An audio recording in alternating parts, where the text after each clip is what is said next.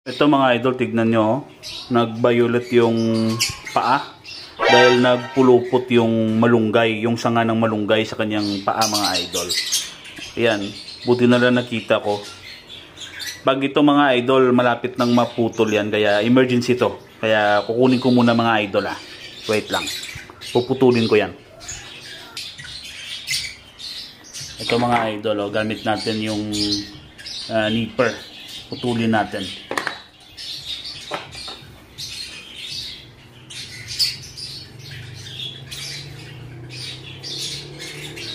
Napakaliit. Medyo kung di ko to nakita mga idol, putol na to. Putol na tong paa niya. Kawawa. Days old pa lang to. 2 days old. Medyo mahirap po. Parang maliit pa sa buhok yung namulupot.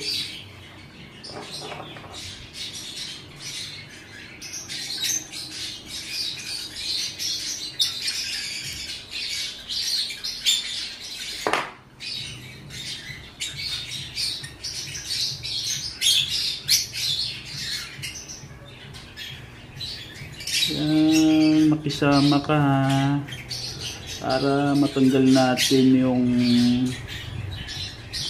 pulupot sa paa mo. Gawawang ibon pag hindi natanggal to. Talagang ito yung mga dahilan kung bakit minsan putol yung mga paa ng ating mga inakay. Dahil sa mga nesting materials na aksidenteng nagpulupot sa kanilang mga paa.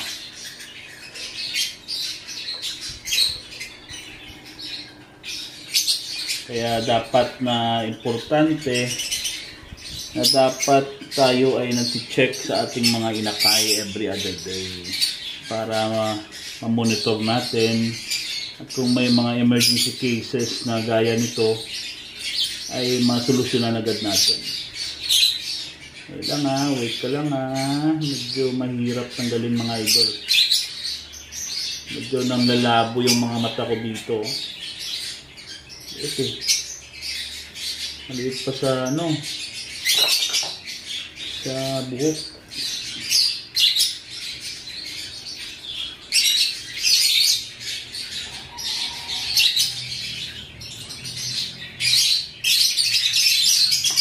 Tapos pag ganito mga idol, make sure nyo na yung inakay ay nakakahinga.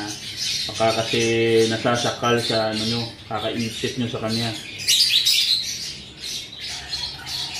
Ay, kawawang ibon So, malapit na. Natanggal ko na to.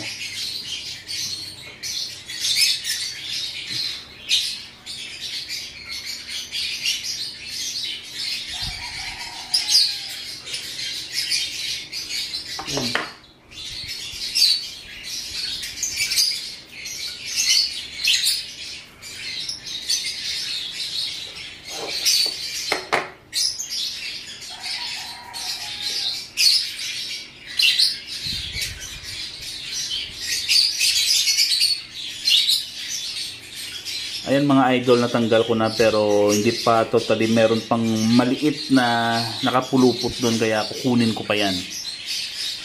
Kukuha ko ng maliit na parang toothpick. Kuwet ba na toothpick? Kasiga. Move fast. Kunin ko yan mga idol. Pag hindi ko nagapan to 5 minutes, 10 minutes lang, wala na yan. Pag namaga ng todo yan, putol agad yan mga idol. Yung mga ugat niyan, mamamatay na yan. Then mapuputol yung paa. Kawawang ibon yan. Pero pag natanggal ko yan, malaking chance na makarecover yan mga idol. Tapos babalik ko lang doon sa kanyang nest box. Tagal ng anak ko. Nak, that's it, nak!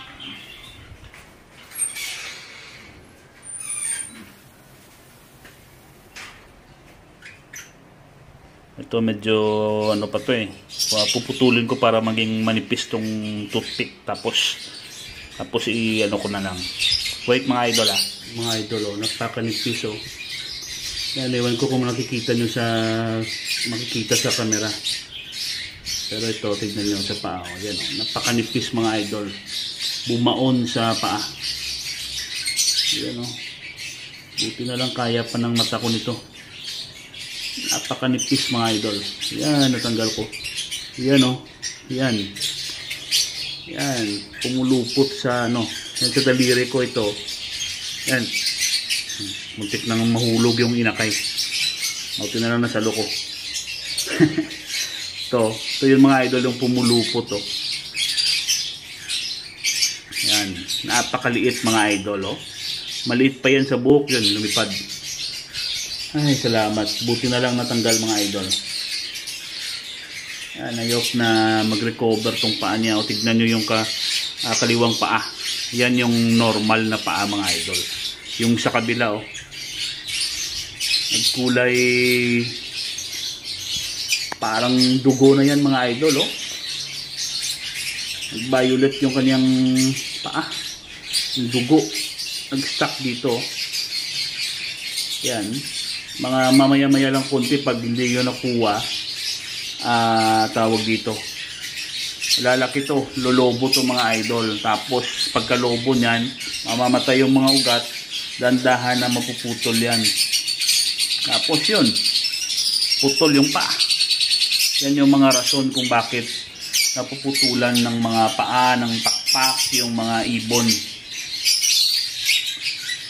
Yan, normal na nag-hatch. Tapos pag days old, gumanyan, putol yung paa, putol yung pakpak. Yan yung mga rason mga idol. Kaya napaka-importante na tayo ay nag-check palagi ng ating mga inakay. Ayan mga idol babalik ko na to. Babalik ko na to sa kanyang parents. Bago nyo ibalik mga idol sa kanyang pugad, no, sa kanyang parents, babad nyo muna ng konti dito sa seat booster oh. Yan. Dahil nawakan natin ng matagal yan mga idol para hindi maamoy ng parents. Yan. At para sigurado, yan, lagay nyo muna siya dito sa bird seeds, ano? Tapos tanggalin nyo lang. Yan oh. Kapag hindi tayo nakahawak sa patuka gaya nito mga idol, tapos sinawakan natin ng diretso yung inakay, yung mga kamay natin ay meron yang parang oil na scent mga idol. Natatransfer yan, nagsistay yan sa mga feathers ng ibon o sa mga inakay, naaamoy yan ng kanilang mga parents. Kaya minsan nagiging maselan yung ibon, yung breeder mga idol.